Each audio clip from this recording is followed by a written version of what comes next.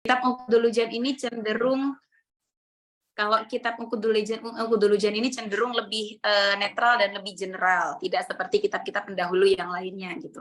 Jadi ada 3 kitab yang urusannya dengan apa ya? Urusannya dengan perempuan, syariat perempuan dan rumah tangga, itu yang fenomenal itu ada 3. Ada kitab yang pertama yang paling fenomenal Uqdul Jen, kemudian yang kedua ada Qurratul Uyun, kemudian yang ketiga ada kitab kitab Mu'asyaratuz Zaujain gitu. Kalau nggak salah seperti itu. Ada 3 kitab itu biasa dikaji di kalangan pesantren-pesantren. Nah, kitab Uqdul ini salah satunya yang paling populer. Karena memang kenapa saya ketika kemarin diajukan ada 2 kitab yang kalian minta, ada Qurratul Uyun dan ada Uqdul Jen, saya memilih Uqdul Jen karena ini sifatnya lebih normatif, sifatnya tidak terlalu vulgar seperti Qurratul Uyun. Kalau Qurratul Uyun bisa-bisa kalian sambil puasa gini batal, bahaya gitu ya. Apalagi bagi para anak-anak remaja yang masih meletup emosi dan syahwatnya seperti kalian. Jadi bahaya sekali itu. Oke. Jadi teman-teman, kita hari ini mengkaji mukadimah dulu ya bagi yang teman-teman yang sudah mendapatkan PDF-nya. Kita ngaji dari awal karena bagaimanapun mukadimah tidak bisa kita lewati karena itu adalah kata pengantar yang tentu dikhususkan oleh pengarangnya. Yang mengarang adalah Syekh Nawawi Al-Bantani. Jadi kitab ini, jadi gini ya, saya secara gamblang menyatakan bahwa saya akan mengkaji kitab-kitab Uqdul dengan versi saya. Kalau misalnya teman-teman banyak mendengarkan di luar, Neng itu agak feminis dan sebagainya, yang jelas saya bukan ekstremis. Gitu. Saya kalau dibilang feminis, boten. Saya tidak terlalu feminis. Mungkin yang pernah ikut pengajian saya tahu kalau saya tidak feminis tulen gitu ya. Kalau feminis tulen itu kan ingin untuk bagaimana perempuan itu disempurnakan, bagaimana perempuan itu disikapi secara sempurna begitu ya. Tapi perempuan tidak akan, kalau menurut saya perempuan tidak akan sempurna tanpa juga bantuannya laki-laki. Jadi memang tidak bisa feminis berdiri sendiri, kemudian maskulinitas berdiri sendiri, tidak bisa. Keduanya harus sama, gitu. Jadi Uqdul ini nanti akan kita kaji dengan versi saya. Ini adalah kitab yang dikarang oleh Syekh Muhammad Nawawi Al-Bantani. Asalnya Syekh Nawawi ini dari Banten, dari Indonesia sendiri. Cukup kontroversi kitab ini karena disoroti oleh para kaum feminis. Kitab ini agak misoginis begitu, agak kitab-kitab ini agak kurang gender friendly begitu katanya mereka. Tapi kalau menurut saya selama itu dikaji dengan sudut pandang sudut pandang mubadalah, sudut pandang yang bisa seimbang, saya kira aman-aman saja gitu. Oke, paragraf yang pertama itu di situ berisi tentang seperti biasa di dalam kitab itu biasanya seorang mu'alif, seorang musonif kitab itu selalu berharap ampunan kepada Allah karena merasa bahwa semua ilmu yang beliau dapatkan itu tidak semata-mata dari beliau sendiri. Ini yang harus kita pelajari teman-teman. Jadi setiap kali kita mau belajar sebuah ilmu, kita harus terlebih dahulu mengedepankan kebermanfaatan ilmu itu dibandingkan dengan keakuan dari ilmu itu sendiri. Ini ilmu yang aku dapatkan, ini ilmu yang aku pelajari, bukan. Tapi kita mendapatkan ilmu itu sendiri karena memang futuh dari Allah. Kalau Allah tidak memberikan futuh kepada pikiran kita, ilmu tidak akan masuk, sama saja gitu. Jadi tidak boleh kemudian kita mengaku-aku bahwa ilmu ini adalah ilmu yang kita manfaatkan, ini adalah semata-mata ilmu yang memang kita pelajari, tidak boleh. Karena semata-mata ilmu itu tidak bisa masuk ke dalam pikiran kita kalau Allah tidak membukakan gitu ya. Termasuk begitu juga kalau ilmu tidak akan melekat kalau Allah tidak melekatkan juga seperti itu. Makanya di awal harus kita awali dengan tawasul. Dan beliau mengawalinya dengan istighfar. Karena kemarin hasil dari ngaji saya juga dengan Bu Sama ada dua kalimat yang menjadi kebutuhan manusia karena 2 hal yang dibutuhkan oleh manusia. Ada 2 kalimat yang dibutuhkan manusia untuk mendapatkan 2 hal yang dibutuhkan manusia. 2 kalimat ini apa? 2 kalimat ini 2 kalimat yang pertama syahadat, yang kedua istighfar.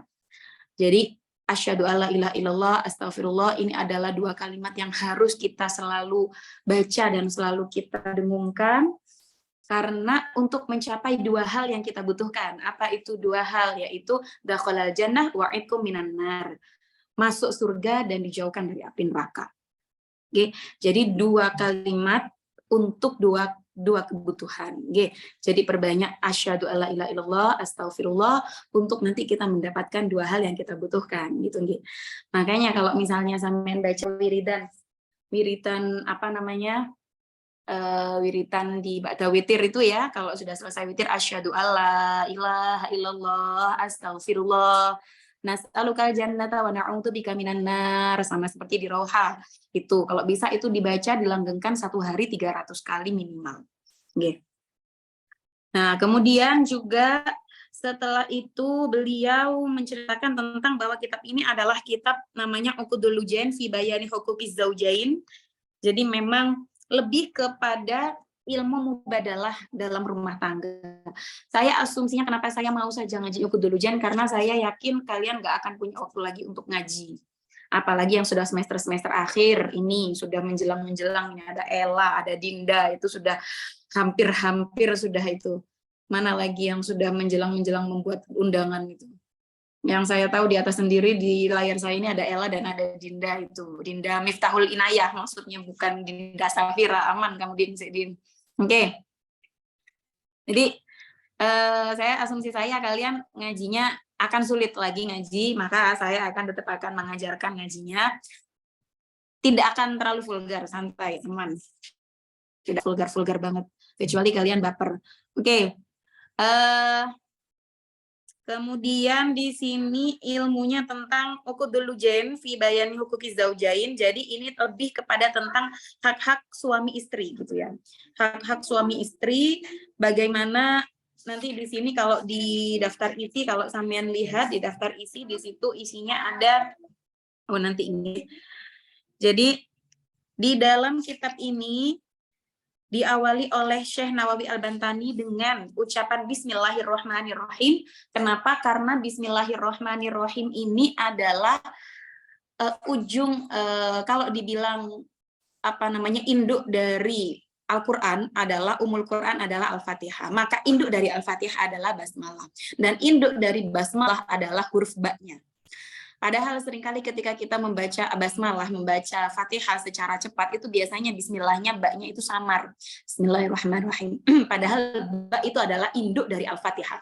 Ba dalam basmalah, di dalam Al-Fatihah, itu adalah induk dari dalam Al-Quran, keseluruhan dari Al-Quran itu semuanya adalah ba. Huruf ba dalam Al-Fatihah.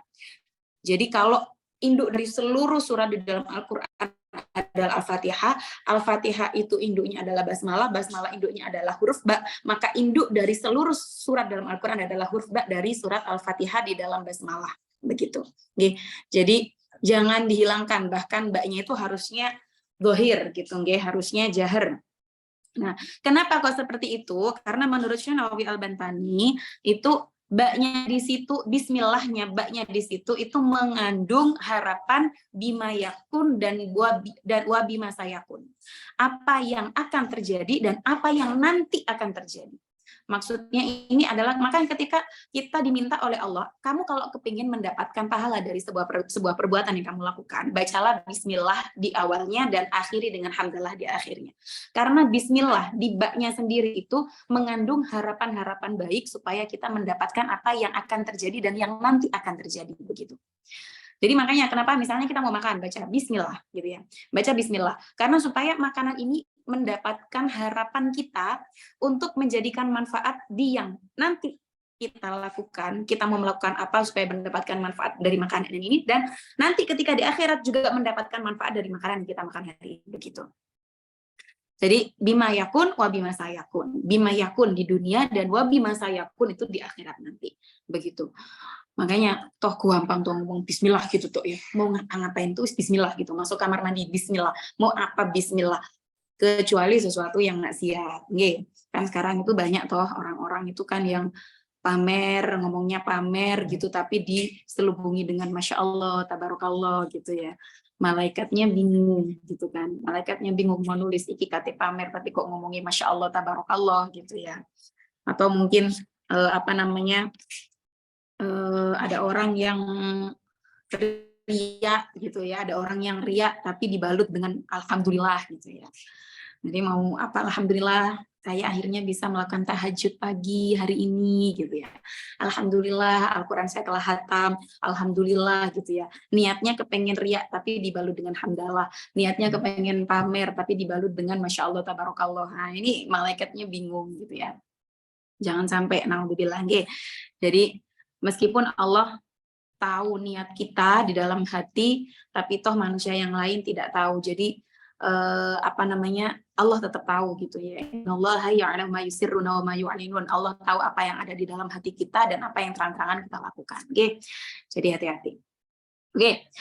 Di dalam apa namanya, di dalam keterangan tentang basmalah ini juga salah satunya ada keterangan tentang ada seorang ulama yang soleh yang dia tertimpa sakit berat. Menurut dokter itu sudah sangat tidak bisa diobati, tidak ada harapannya untuk bisa dia sembuh seperti itu.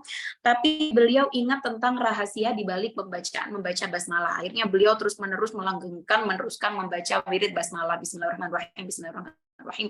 Alhamdulillah, ala ma qadarullah. Akhirnya beliau bisa sembuh seperti itu. Termasuk ada sebuah cerita yang menarik juga di sini. Kalian yang di PDF itu bahasa Arab atau bahasa Indonesia? Halo, Maili, Bella? Ada yang bahasa Arab, ada yang udah ada terjemahannya nih. Oke.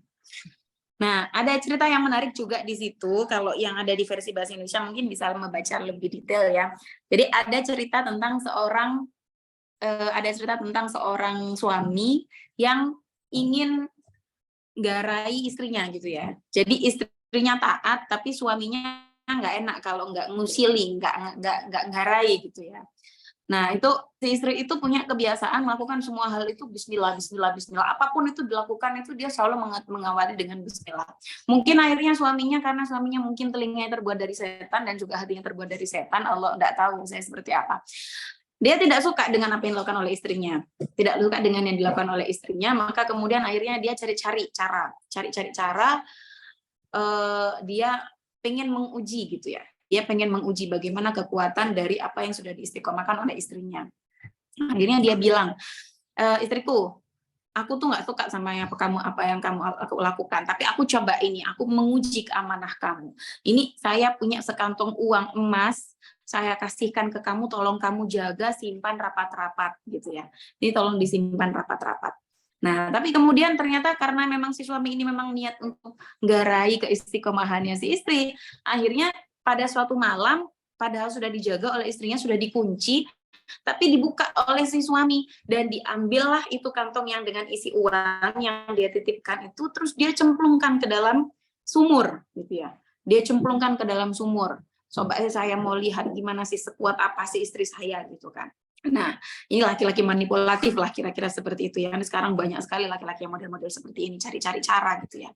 Nah, ini kemudian akhirnya si laki-laki ini membuang, tapi kemudian keesokannya dia bilang, tolong mana yang barang yang aku titipkan ke kamu. Nah, saat si istri mungkin tahu ya kalau si suami memang ada niat seperti itu, ada niat jelek kepada dia. Akhirnya kemudian dia membuka pintu lemarinya, sebelum membuka dia awali dengan membaca bismillah. Bismillahirrahmanirrahim. Seketika langsung Allah mengutus malaikat Jibril untuk mengambil secepat kilat barang yang sudah dilemparkan ke dalam sumur itu untuk diambil dan dimasukkan kembali ke dalam lemari seperti semula. Itu syafaat, itu maunah dari Allah gitu ya. Jadi langsung diambil, dan ketika dibuka dengan membaca bismillah, pintu lemarinya itu dibuka, ternyata barang itu masih ada di dalamnya, seperti itu. Sejak saat itu memang laki-laki ini kemudian menyatakan bahwa keistiqomahan istrinya itu memang penuh dengan karomah, seperti itu. Oke, al-istiqomah khairun min alfi karomah. Oke. Nah, laki-laki yang model-model seperti ini, padahal dalam ayat Allah itu sudah disebutkan, fala tabaghu alaihim nasabila, maka laki-laki janganlah kalian mencari-cari jalan untuk menyalah-nyalahkan si istri, begitu kan. Tapi ya masih ada saja yang laki-laki yang seperti itu. Semoga kita semuanya dimudahkan oleh Allah untuk dicarikan para jodoh-jodoh yang tidak manipulatif seperti ini. Oke. Kemudian, yang berikutnya ada cerita lagi tentang, jadi setelah membaca basmalah, Syekh Nawawi melanjutkan dengan memuji kepada Allah, atas diberikannya diberikannya futuh untuk menjadikan apa yang dibuatnya ini menjadi sebuah kebaikan seperti itu. Maka teman-teman bertawasul kepada kebaikan yang kita lakukan itu tentu boleh. Jadi kayak misalnya kita memancing-mancing Allah ya, misalnya dengan ya Allah saya sudah melakukan A, tolonglah jangan berikan saya B gitu. Jadi enggak apa-apa gitu ya, enggak apa-apa, sah-sah saja. Kita mengharapkan sesuatu kepada Allah dari sesuatu yang sudah kita lakukan itu enggak apa-apa. Meskipun toh mungkin kita enggak tahu apakah kebaikan yang kita berikan, kita lakukan itu diterima atau tidak oleh Allah, kita enggak tahu, tapi tetap kita pede aja gitu, Jadi di dalam melakukan sebuah perilaku itu ada namanya khauf war roja. Khauf itu adalah perasaan kita khawatir, takut, apakah yang saya lakukan ini diterima oleh Allah atau tidak, apa yang saya lakukan ini sudah sempurna atau tidak. Melakukan sholat itu banyak sholat yang dilakukan karena dia takut tidak ada sholat yang diterima. Dia melakukan puasa sunnah, bolak-balik melakukan puasa sunnah karena takut tidak ada puasa yang diterima. Itu khauf. Tapi ada juga roja. Roja itu adalah perasaan merasa bahwa Allah itu penuh dengan rahmah. Allah itu pasti penuh dengan maghfirah. Allah itu pasti penuh dengan ampunan. Jadi ketika sudah berusaha melakukan apapun, kemudian kita jangan putus asa pada rahmat Allah. Itu perasaan roja, perasaan bahwa saya sudah melakukan ini, pasti sama Allah diterima, insya Allah. Allah itu maha baik kok, Allah itu maha rahmat kok, Allah itu maha maghfirah kok, pasti saya taubatnya diterima. Jadi antara khauf dan roja ini harus balance ya teman-teman, tidak boleh selalu takut terus. Akhirnya kita tidak akan pernah berhenti melakukan ibadah terus menerus, kita akhirnya tidak melakukan usaha yang lain, kita tidak melakukan amalia duniawi, tidak melakukan muamalah dan sebagainya karena kita takut terus menerus. Atau sebaliknya kita roja terus, kita paham bahwa Allah itu penuh Rahman Rahim, Allah itu penuh rahmat, akhirnya kita tidak melakukan apapun seperti itu. Ini tidak boleh seperti itu. Jadi khauf dan roja harus balance. Jadi boleh kita melakukan tawasul atas kebaikan yang kita lakukan. Itu ada sebuah hadis yang masyhur sekali, kita pernah mendengarkan mungkin, ada 3 orang laki-laki yang terperangkap di dalam sebuah gua, bukan Kerasakti tapi ya, karena lagunya Kerasakti kan terperangkap dalam gua.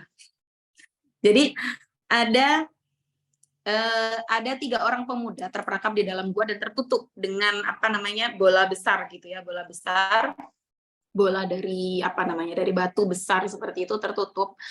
Nah, mereka sudah melakukan sholat, mereka sudah berzikir, mereka sudah melakukan apapun yang supaya pintu ini bisa Allah bantu untuk membukakan. Karena kalau manusia sepertinya tidak mungkin untuk membantu membukakan karena besar sekali batunya.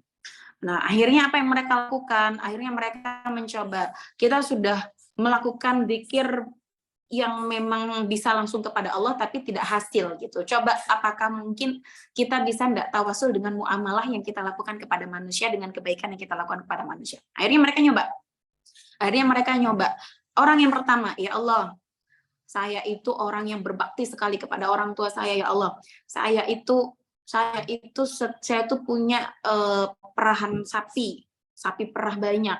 Tapi setiap hari ketika sapi saya perah susunya, itu saya tidak akan membagi-bagikan kepada anak istri dan orang-orang sekitar sebelum saya memberikan susu perahan pertama ini kepada ibu saya. Bahkan suatu waktu itu pernah ibu saya itu sakit dan lama sekali tidak bangun-bangun dari tempat tidur. Saya nunggu di pinggir tempat tidurnya ibu saya sambil megang susu itu sampai sore, sampai anak-anak saya merengek minta susu itu saya belum memberikan karena saya harus istiqomah memberikan susu pertama ini kepada ibu saya. Akhirnya setelah ibu saya bangun di sore hari saya berikan dan anak saya baru kemudian bahagia bisa minum susu itu. Itu anak yang birrul walidain kepada orang tuanya dan istiqomah untuk melayani orang tuanya. Akhirnya tawasul ini ternyata diterima oleh Allah. Padahal zikir, sholat dan sebagainya tadinya tidak diterima oleh Allah, belum diterima dan belum dibantu oleh Allah. Akhirnya dibuka perlahan pintunya dibuka sudah 1/3. Masih ada 2/3 yang tidak terbuka. Akhirnya orang yang kedua bertawasul lagi. Ya Allah, saya ini pengusaha besar, ya Allah. Karyawan saya itu ada banyak. Tapi suatu waktu ada satu karyawan saya itu yang melarikan diri dari saya, ya Allah. Padahal waktu itu seharusnya saya sudah memberikan gajinya dia kepada dia, tapi dia pergi. Saya nggak tahu alasan dia pergi kenapa. Nah, tapi karena saya nggak tahu, saya nggak mau memakan uang haram ini. Akhirnya uang gaji yang harusnya saya berikan kepada dia, saya tasarrufkan, saya jalankan untuk menjadi bisnis yang lain, sampai akhirnya bisnis ini besar, menjadi sebuah usaha yang besar berkembang. Orang ini datang ke saya, kemudian dia menagihkan uang gajinya dia yang belum saya sempat bayarkan. Kemudian saya kembalikan ke dia sekaligus dengan keuntungan dari perusahaan yang saya bangun dengan uang yang gaji yang dia titipkan kepada saya. Saya berikan semuanya kepada dia. Itu orang yang ahli sedekah dan ahli nafkah, ahli infak, ahli bersedekah kepada orang lain dan tidak mau memakan makanan dari harta yang haram. Akhirnya terbukalah pintu, tinggal 1/3 lagi. Orang yang ketiga bingung ya, fenomenal ini orang dua ini, saya apa amalia saya gitu. Akhirnya orang yang ketiga bercerita, ya Allah, saya suka sama seorang perempuan.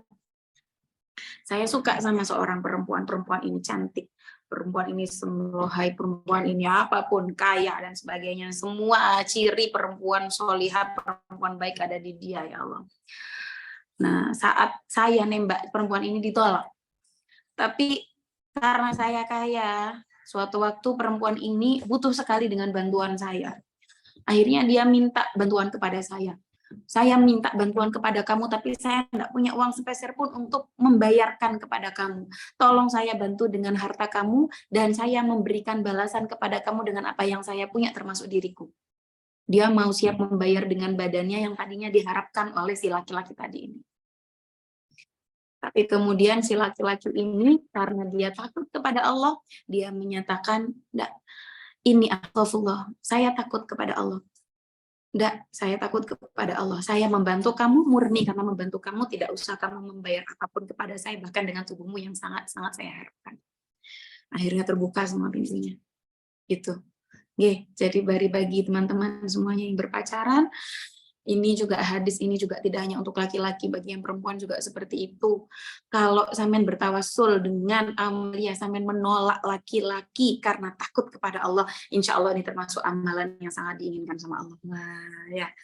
Kalau ada yang nembak, sampean bilang, ini akhafullah, ndak wis takut karo Allah, sampean runu-runu pergi ke perempuan yang tidak takut sama Allah gitu ya. Semoga semuanya mendengarkan. Terus kemudian ini sampai kepada daftar isi, teman-teman. Sebagaimana biasanya di dalam karya tulis ilmiah pun biasanya kan akan ada rangkaian kerangka berpikirnya, Jadi di dalam isi kitab ini ada 4 kerangka berpikir, bukan 4 bab. Kalau babnya insya Allah ada ada 1, 2, 3, 4, 5, 6, 7, 8 insya Allah. Ada 8 bab, tapi ini ada 4 kerangka berpikir. Jadi bab yang pertama tentang hak istri pada suami. Jadi hak-hak istri yang bisa didapatkan dari suami. Saya kemarin ketika didatangi oleh teman-teman dari ITS, itu mereka ada laki-laki yang habis ikut kelas gender. Kemudian bertanya sama saya, Ning, kalau memang jenengan itu orang yang balance pada gender, orang yang setara pada gender, sekarang itu kenapa kok banyak sekali suami-suami yang tidak bisa memenuhi hak istri ya, nih? Terus ketika saya ditanya seperti itu, saya jawab, nah sekarang kalau misalnya banyak suami-suami yang dinyatakan tidak menunaikan hak istri, apakah banyak juga apakah tidak banyak juga istri-istri yang tidak bisa menunaikan hak suami? Banyak. Istri-istri yang tidak bisa menunaikan hak suami, itu juga banyak. Saya waktu itu komunikasi dengan Gus. Kenapa ya, Mbak, kok angka perceraian kok semakin banyak? Kenapa kok angka pernikahan dini itu juga semakin banyak? Karena sekarang itu perempuan-perempuan itu, saya pernah nulis itu, karena sekarang perempuan-perempuan itu lebih banyak menuntut daripada menuntut dirinya sendiri. Saya pernah nulis itu ya, kalau nggak salah, ikhlas itu tidak butuh pengakuan dan cinta itu tidak butuh pengorbanan. Karena keduanya adalah kebutuhan dan keindahan. Saya pernah menulis seperti itu. Banyak yang bertanya, Neng, cinta kok nggak butuh pengorbanan? Saya selama ini berkorban atas nama cinta gitu. Neng, saya selama ini berkorban setelah saya mencintai seseorang gitu ya. Kalau kamu merasa berkorban setelah kamu merasa mencintai seseorang, itu namanya kamu belum cinta sepenuhnya. Karena kalau cinta itu sifatnya adalah saling memberi apa, bukan pernah berkorban apa. Karena kalau misalnya kita ngomongnya itu saya sudah berkorban A, saya sudah lebih berkorban daripada kamu, maka yang muncul adalah penyesalan. Akhirnya kamu menyesal, saya sudah banyak berkorban daripada kamu, nyesel sama kamu, kan akhirnya muncul seperti itu. Kalau misalnya kamu merasa kamu lebih berkorban apa kepadaku, kan akhirnya yang muncul juga tuntutan, begitu. Jadi dalam sebuah cinta, hubungan yang memang dilandasi dengan keridoan, saling ridho sama satu sama lain, yang kemudian muncul benih-benih asmara, cinta dan sebagainya. Itu tidak boleh ada bahasa berkorban. Karena kalau kamu masih punya perasaan itu berkorban, ada yang tersakiti satu sama lain, maka itu belum cinta sepenuhnya. Orang yang cinta itu biasanya bahkan ketika dia sakit sekalipun dia akan merasa nikmat, gitu. Toh ini sakitku karena orang yang kucinta, gitu. Toh ini perasaan sakit yang aku dapatkan itu dari orang yang aku cintai, begitu. Jadi perasaan itu seperti itu. Jadi menikmati seperti yang dikatakan Ustazah Halimah kemarin, menikmati kebahagiaan, menikmati rasa sakit seperti dia menikmati rasa bahagia, gitu ya. Menikmati rasa sakit seperti dia menikmati ketika sehat. Menikmati berterima kasih atas penderitaan seperti dia berterima kasih pada kebahagiaan, begitu. Jadi itu cinta. Itu cinta. Bahkan ketika Sayyidina Ali ya, cerita yang masyhur itu Sayyidina Ali ketika dia terhunus kena busur panah, kena anak panah kakinya, beliau minta diizinkan untuk sholat dulu. Setelah sholat, ketika aku di puncak cintanya kepada Allah, ketika aku di puncak khusyuknya, aku cabut, gitu ya. Karena ketika itu aku akan merasakan apapun, karena rasa sakit itu aku menghadap kepada orang yang kucinta. Gitu. Jadi memang itu, gitu ya. Jadi kalau cinta itu ya nggak berkorban. Gitu. Cinta itu diperjuangkan, iya, tapi tidak ada rasa pengorbanannya. Oke. Bahas cinta lagi seru aku. Oke, hak istri pada suami. Banyak suami yang tidak memberikan hak kepada istri. Ternyata istri juga banyak yang tidak memberikan hak kepada suami. Ini juga harus perlu di ini. Nah, kemudian yang kedua, ada materi tentang hak suami pada istri. Apa saja hak-hak suami pada istri. Di kitab ini banyak sekali yang sudah diajarkan. Nanti saya akan terjemahkan sesuai dengan sesuai dengan paradigma saya lah, gitu ya. Jadi teman-teman,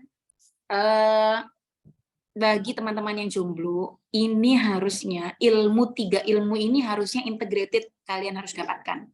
Tidak boleh terpisah-pisah. Ilmu pranikah, ilmu kesetaraan gender, atau kalau saya lebih suka itu bilang mubadalah.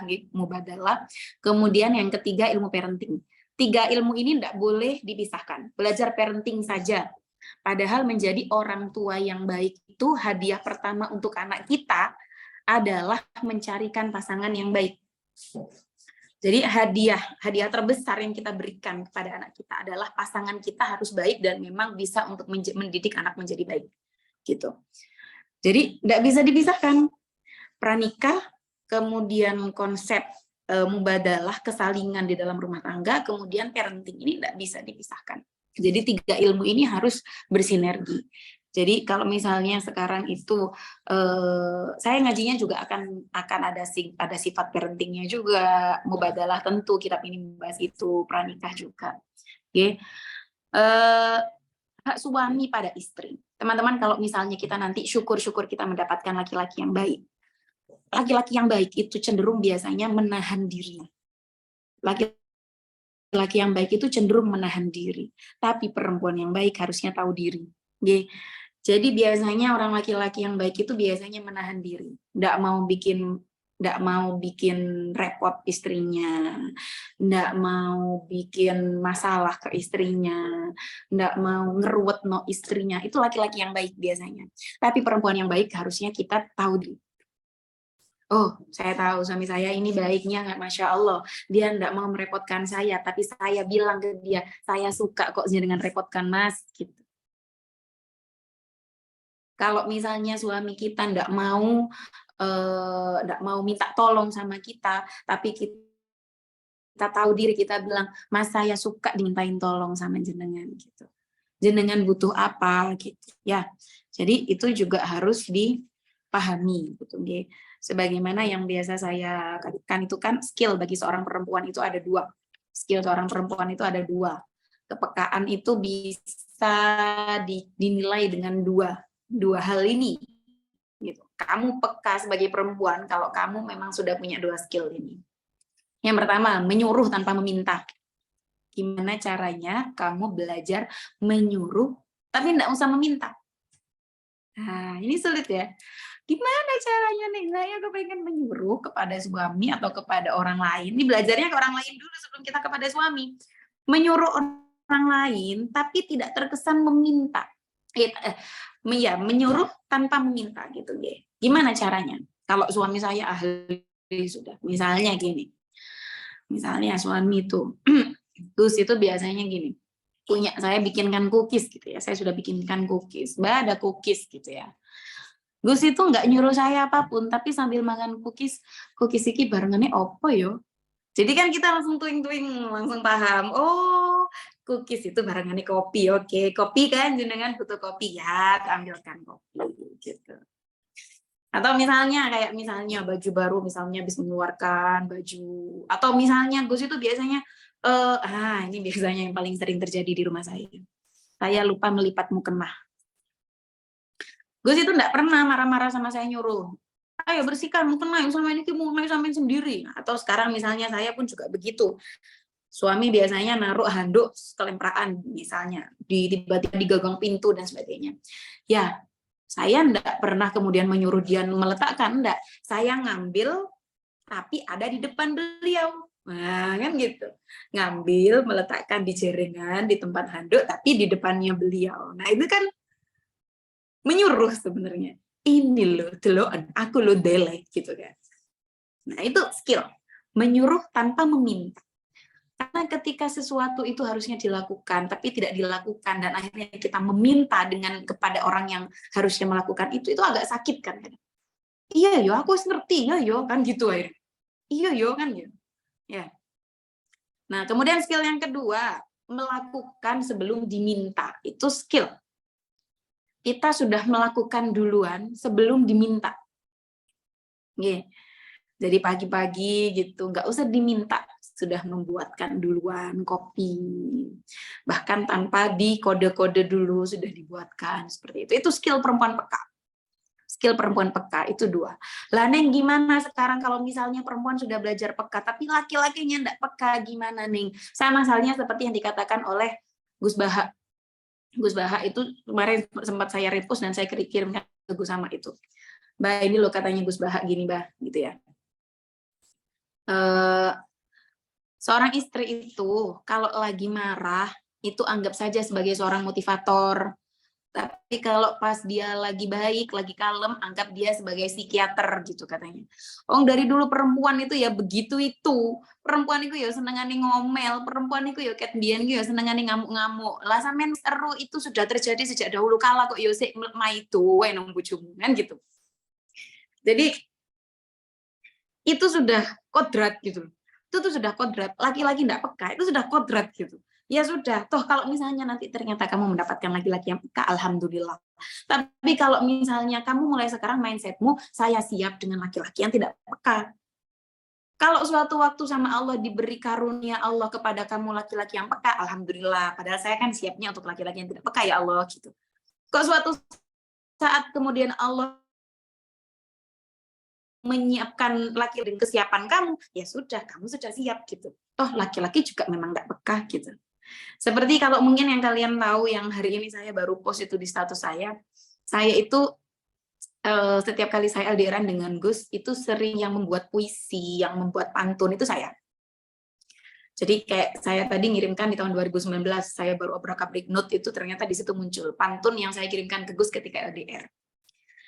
Nah, kalau misalnya memang kita berharap laki-laki itu romantis dan ternyata harapan kita sia-sia, ya sudah kita saja yang romantis gitu. Selesai. Kalau misalnya kita berharap laki-laki peka, ternyata tidak peka-peka, ya sudah kita saja yang peka, selesai. Ngapain berharap kepada orang yang tidak memberikan harapan gitu kan? Itu sesuatu yang sia-sia gitu, nggih. Oke, kemudian yang ketiga ada bab tentang keistimewaan ibadah bagi seorang perempuan gitu, nggih.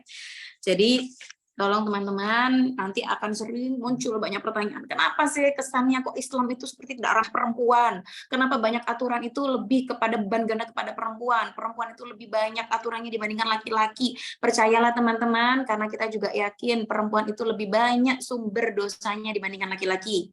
Maka Allah memberikan lebih banyak sumber ketaatan supaya kita lebih bisa menghapuskan dosa yang kita lakukan. Ye.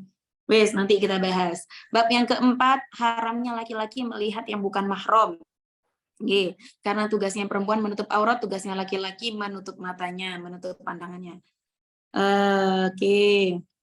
Itu sampun. Ye. Yang terakhir mungkin dari saya. Yang terakhir sebelum saya akhiri, nanti kan akan diakhiri dengan sesi tanya jawab. Yang jelas teman-teman, ma'akroman nisa illa karim wa ma'ahanahunna illa laim, bukanlah seorang laki-laki yang mulia, yang keren kalau dia tidak menghormati perempuan, dan laki-laki yang hina sajalah yang tidak menghormati perempuan gitu. Jadi maka sekarang kalau misalnya kita ingin mendapatkan laki-laki yang mulia, maka muliakanlah diri kita dengan berbagai akhlak yang memang mulia. Dan kalau misalnya toh ternyata ujung-ujungnya kita mendapatkan laki-laki yang hina, yang kurang baik menurut mata kita, yang harapannya tidak sesuai dengan kita, kalau bahasanya anak sekarang red flag, ayo kita juga merefleksikan diri kepada diri kita juga. Mengintrospeksikan lagi kepada diri kita juga apa yang sudah selama ini kita salah lakukan dalam hidup gitu. Nggih, niku. Nggih, Bon. Itu mungkin, jadi saya mungkin untuk mukadimah itu saya persilakan kepada teman-teman untuk dilakukan sesi dialog. Nggih, monggo saya kembalikan kepada Mbak Bella. Mantap sangat nih. Karena teman-teman mungkin udah ada yang mempersiapkan pertanyaan, mungkin bisa langsung raise hand atau langsung on mic juga nggak apa-apa.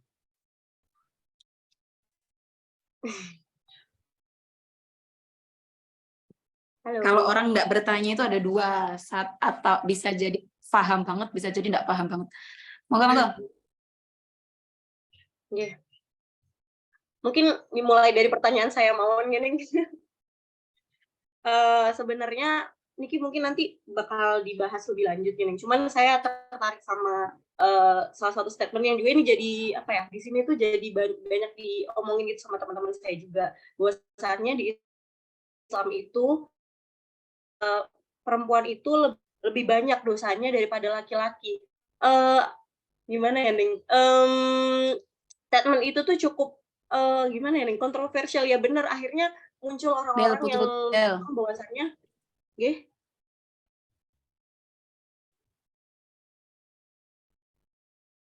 Halo. Iki sing putus-putus saya atau Bella ya? Halo. Kayaknya sudah ya. Oke.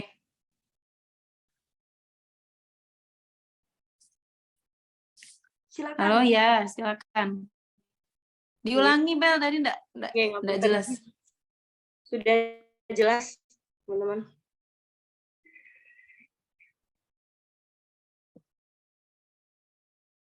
Halo? Ya. Oke.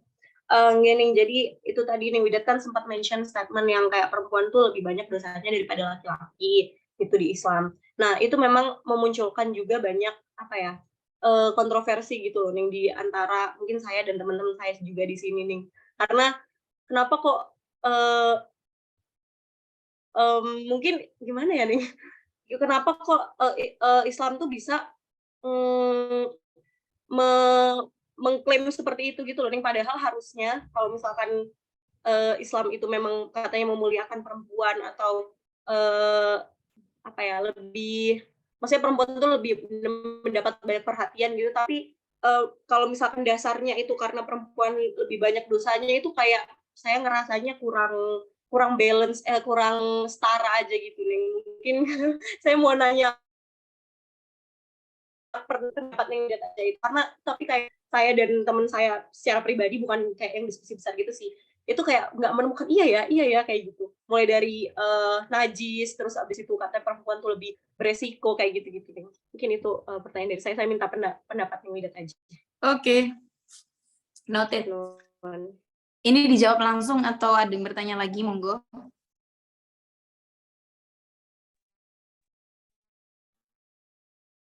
Dijawab langsung. Mungkin kalau teman-teman ada yang bertanya lagi bisa langsung. Monggo, kalau ada yang merasa ada apa namanya ketidaksetujuan pada statement di luar atau statement di saya barusan, ayo monggo. Ayo rek, mosok wis mahasiswi gak kritis.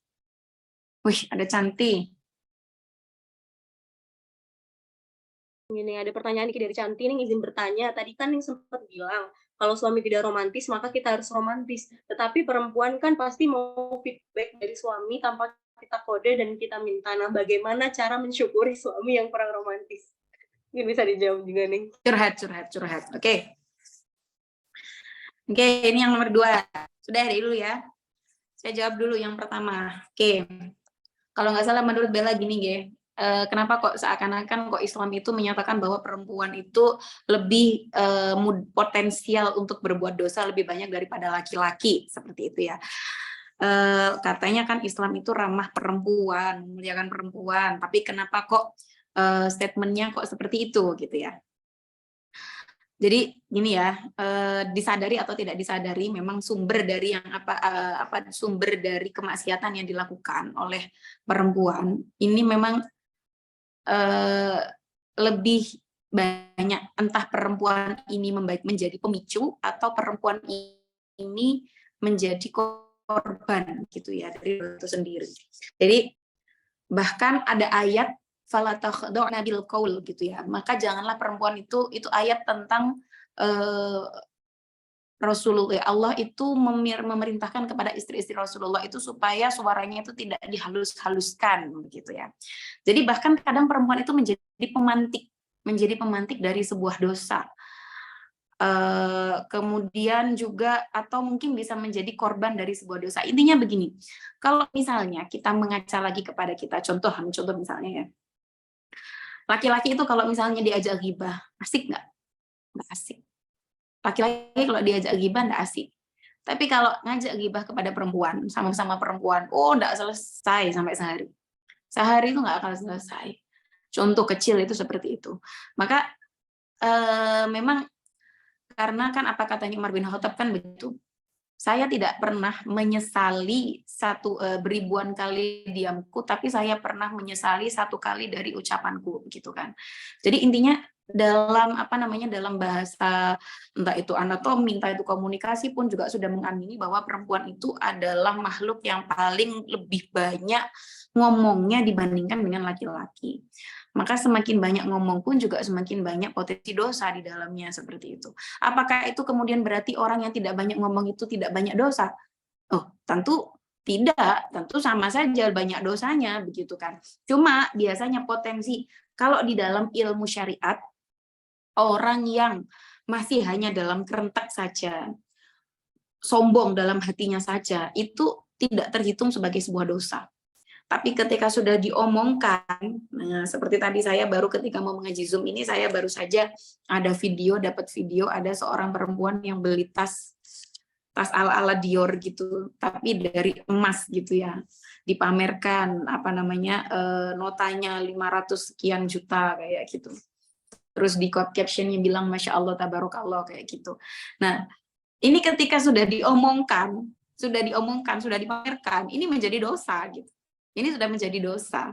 Beda dengan laki-laki yang masih hanya, nah itu ya. Tapi ya kembali lagi, ada laki-laki yang banyak ngomongnya itu juga banyak gitu ya. Oke, intinya celah untuk potensi untuk berbuat dosa kebanyakan memang banyak dari sisi perempuan. Tapi teman-teman, sekali lagi, ramahnya Islam itu di sini. Islam mungkin akan memberikan kita potensi-potensi untuk, bukan Islam, Allah akan memberikan kepada kita potensi-potensi untuk kita sering banyak berbuat dosa. Ngomelan, banyak ngomong, banyak bohong, kemudian mudah menipu, tipuan kita kan maut gitu ya, pandangan kita saja maut gitu kan, omongan kita maut, makanya sales-sales banyak perempuan dan SPG banyak perempuan gitu kan.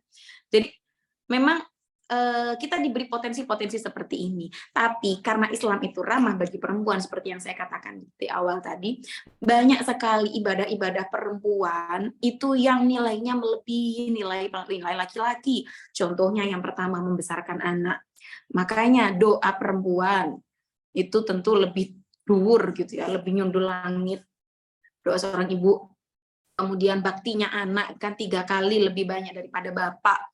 Kemudian ketika haid seorang perempuan yang keluar dari kamar mandi, dia haid, dia libur sholatnya, libur puasanya. Tapi ketika haid dia keluar kamar mandi langsung ngomong alhamdulillah ala kulli hal astagfirullah min kulli dzambin, maka semua yang dilakukan dari awal haid sampai selesainya haid itu semua bernilai ibadah.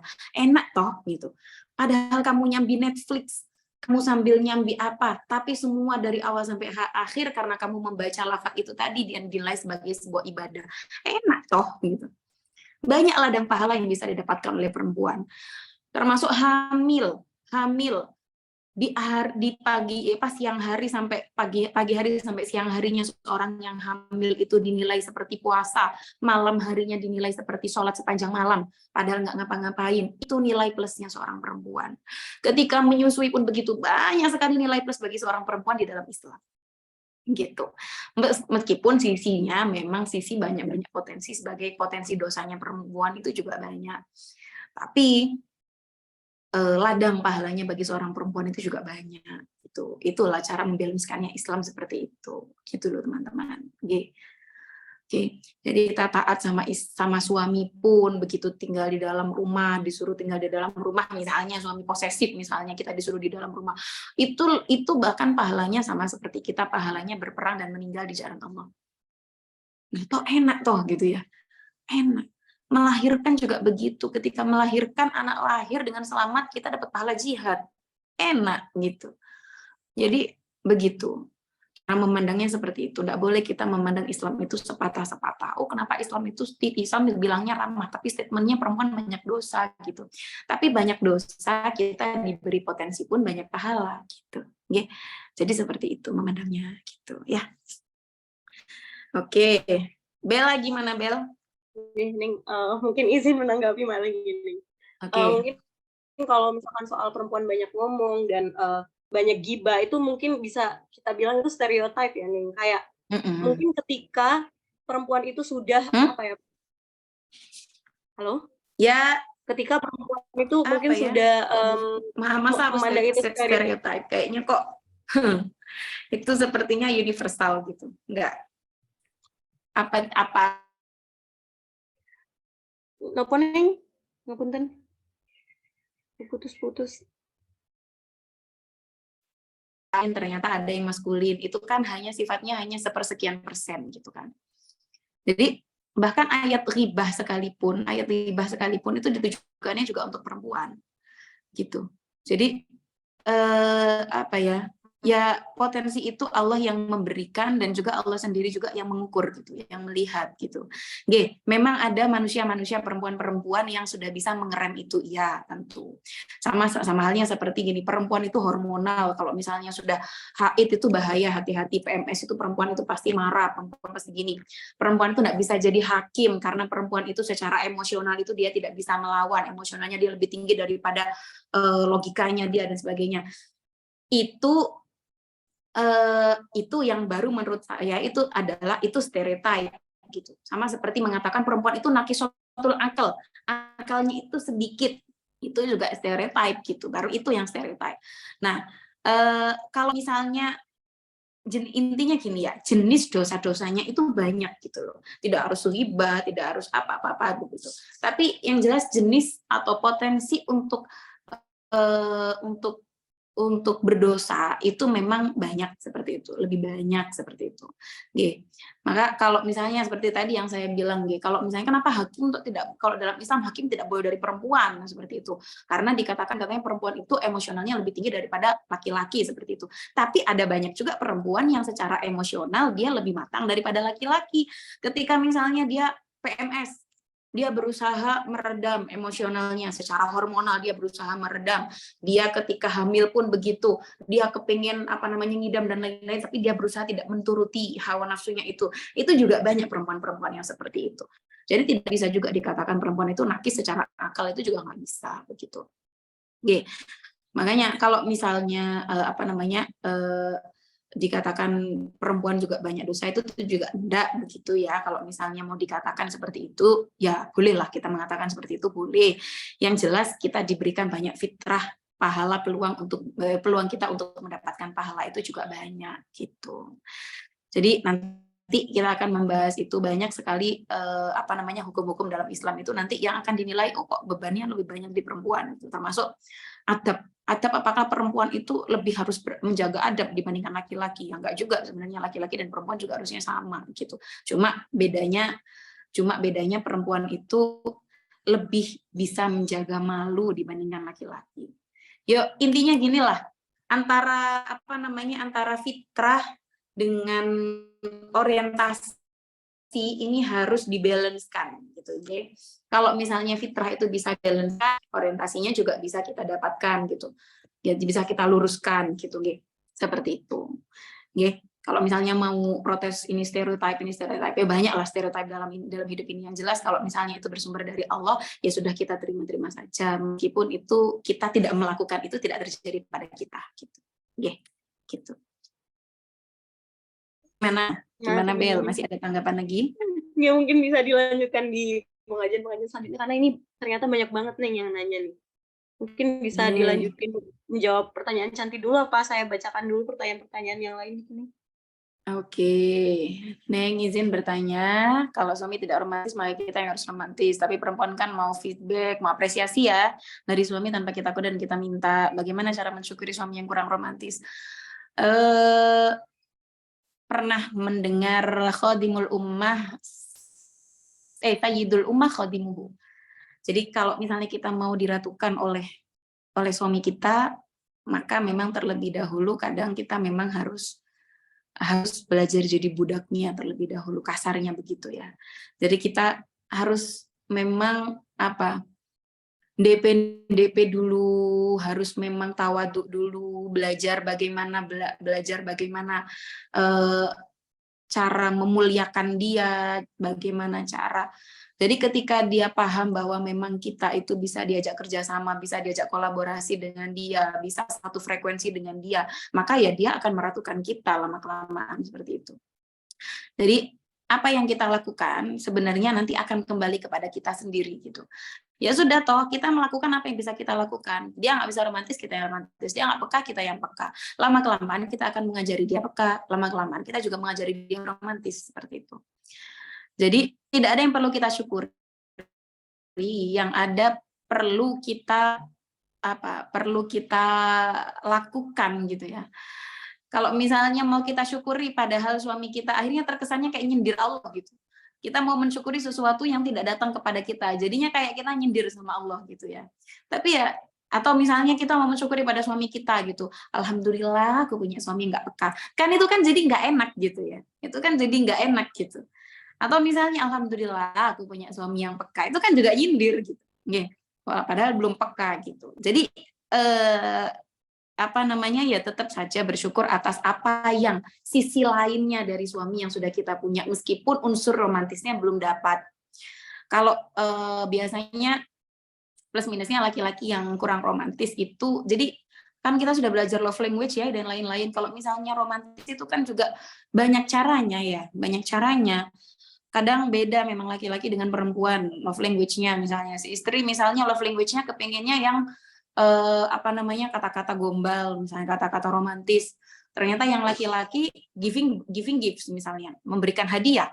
Aku nggak butuh hadiahmu, aku hanya butuh apresiasi mulu, kan nggak madu gitu. Kan nggak madu.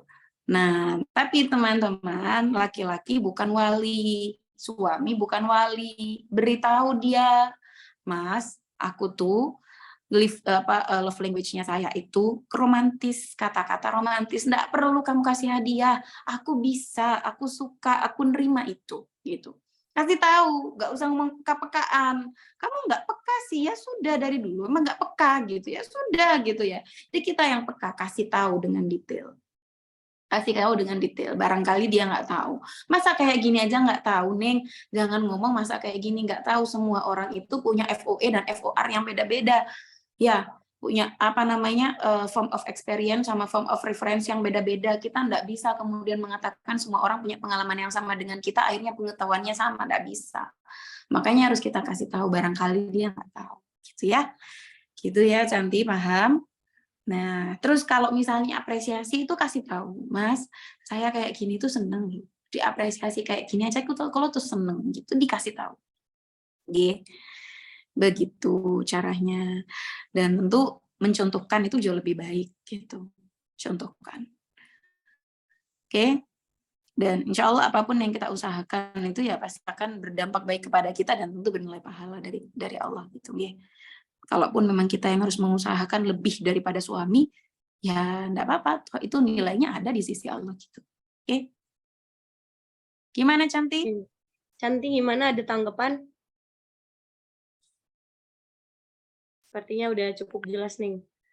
Langsung on aja ke pertanyaan selanjutnya, ini dari Balkis Anindya. Ini izin bertanya, kenapa stigma yang tersebar itu menyatakan kalau perempuan harus lebih banyak neriman dalam setiap hal. Padahal rasa neriman itu juga bisa dilakukan oleh laki-laki. Tapi kenapa kalau lebih terpressure ke perempuan, nggih?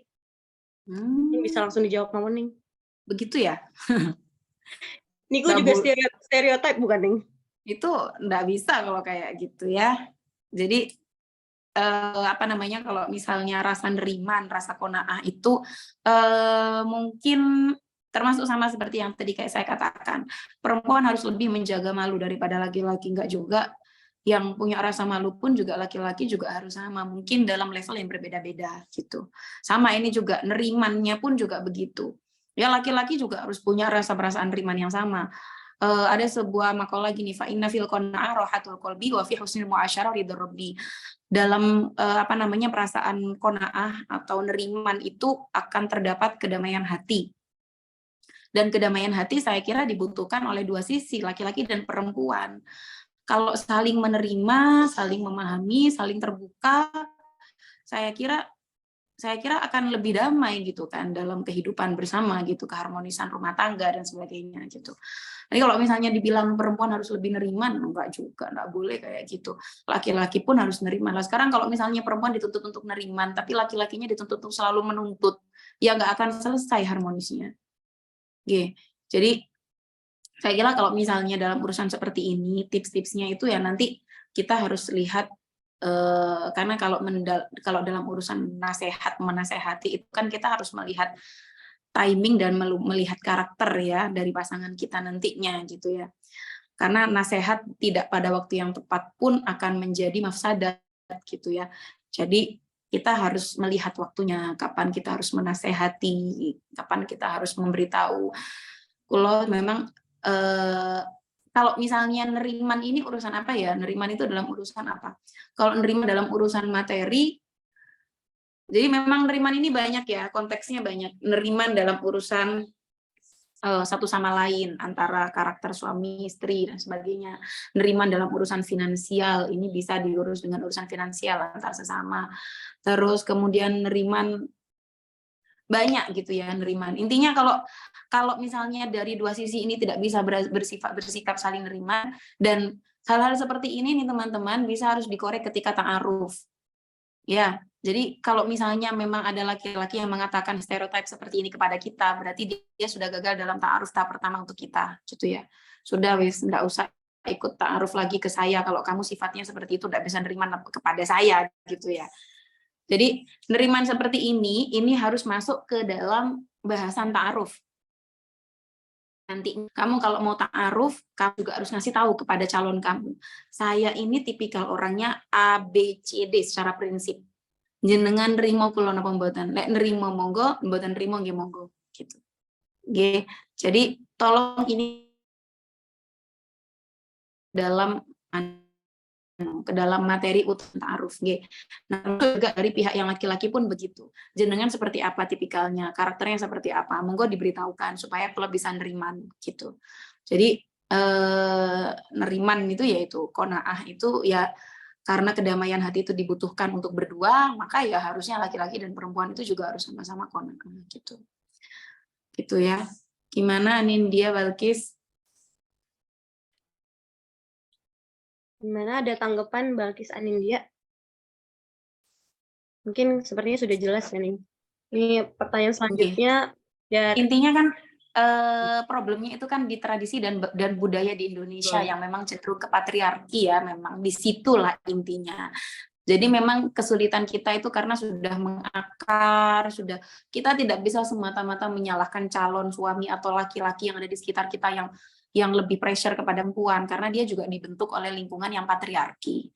Jadi ya mau nyalahkan itu juga gimana gitu ya. Jadi yang paling penting yang bisa kita lakukan adalah yang pertama kita menyeleksi dengan baik calon kita supaya memang bisa nerima kita apa adanya. Terus yang kedua, ayo kita mencontohkan neriman ini untuk menjadikan materi parenting kepada anak kita nanti gitu ya. Supaya anak laki-laki yang kita lahirkan nanti menjadi anak-anak yang tidak pro kepada patriarki dan bisa lebih neriman kepada perempuan seperti itu. Jadi itu yang bisa kita lakukan gitu. Terus mungkin ya kalau misalnya kita ada di lokasi akademik gitu ya, ada di bidang akademik mungkin ya bisa apa namanya mengajarkan itu gitu. Nggih. Gitu. Jadi seperti yang pernah diberitahu oleh Bu Nye Nur Rofiah itu. Bu Nye Nur Rofiah itu kan memang aktivis gender. Beliau ngajar di PT IKI. PT IKI itu mahasiswanya semua laki-laki. Dan ketika beliau menjelaskan tentang ayat tentang haid yang sakit itu kul huwa ada, itu para laki-laki itu kaget semuanya. Kok bisa haid itu sakit? Kan kalau di iklan-iklan tuh kayak bahagia gitu. Mana iklan pembalut yang sakit? Nggak ada, iklan pembalut semuanya bahagia gitu ya. Iklan hamil juga minum susu ya bahagia gitu kan. Jadi laki-laki akhirnya berkembang dengan stigma-stigma yang seperti itu. Dia nggak ngerti sebenarnya seperti apa, sebenarnya pengalaman perempuan sejatinya itu seperti apa, nggak tahu. Jadi harus kita beritahu, harus kita ajarkan gitu ya. Yeah. Yeah. Terima kasih Ning. Mungkin lanjut ke pertanyaan terakhir. Tadi ada? Oh, tadi ada pertanyaannya kok hilang? Mana ya? Mungkin bisa langsung on mic, Mawon, karena di sini pertanyaannya hilang. Oh iya Ning Niki, waktunya sudah habis Ning. Mungkin Ning Widat kerso dilanjutin Mawon apa ini pesan sudah, dari kalau panitia Ning? Yeah. Mungkin sampun nggih kalau misalnya memang apa namanya nanti pertanyaan tadi ada pertanyaan kayaknya tapi tidak tahu kok hilang. Nanti bisa dilanjutkan di sesi berikutnya. Di besok kita langsung masuk ke pasal awal di hukukuz zaujah. Hak-hak seorang istri kepada laki-laki gitu ya. Gitu. Saya masih belum tenang ini. Bella, kamu tadi ada pertanyaan apa, Bel? Masih belum selesai apa, Bel? Gimana, Bel? Mboten nih, ampun. Kalau menurut saya sebenarnya nggak susah juga sih nih, kayak complicated karena menurut saya juga statement apa stigma-stigma kayak gitu tuh udah menjadi customary law gitu loh di masyarakat kita gitu. Jadi untuk ngerubahnya sendiri itu tuh kayak terlalu idealis gitu loh, nih kayak nggak mungkin gitu. Jadi ya. Jadi bingung gitu nih. Tapi ya penting buat biar teman-teman tahu aja gitu nih, biar kita punya keyakinan buat diri kita sendiri gitu aja sih. Betul. Yang jelas tadi ya, yang jelas memang apa namanya karena memang yang ada di kita mengakar ini memang, maka tanggung jawab Allah untuk memberikan kebahagiaan besar kepada kita itu juga besar gitu ya. Sudah wes, percaya saja kalau misalnya untuk jalannya orang ikhlas itu ada kebahagiaan yang lebih besar di belakangnya gitu. Ya stigma itu ya dilawan hanya dengan keikhlasan saja lah, mau apa lagi, mau dilawan itu juga itu sudah mengakar, sudah mentradisi, sudah membudaya, ya sudah yang paling bisa kita lakukan yaitu nanti ya membangun rumah tangga yang memang memang ideal menurut kita yang bisa saling terima tadi. Yang kedua juga nanti kita harus mencetak generasi entah itu ideologis atau secara biologis yang memang bisa memahami perempuan secara utuh gitu. Itu. Tapi kalau misalnya urusan dengan dosa ya tadi itu. Kalau misalnya memang potensi dosa seperti itu, maka potensi pahala juga Allah sudah berikan tanggung jawabnya dengan besar gitu. Nggih. Nggih, Niku. Nggih, saya cukupkan untuk ngaji kita pada pada siang hari ini. Karena saya juga nanti lanjut Zoom lagi. Kita berdoa bersama. Allahumma inni a'udzubika min ilmin la yanfa' wa min qalbin la yakhsha wa min nafsin la tashba' wa min da'watin la yustajabu bihi.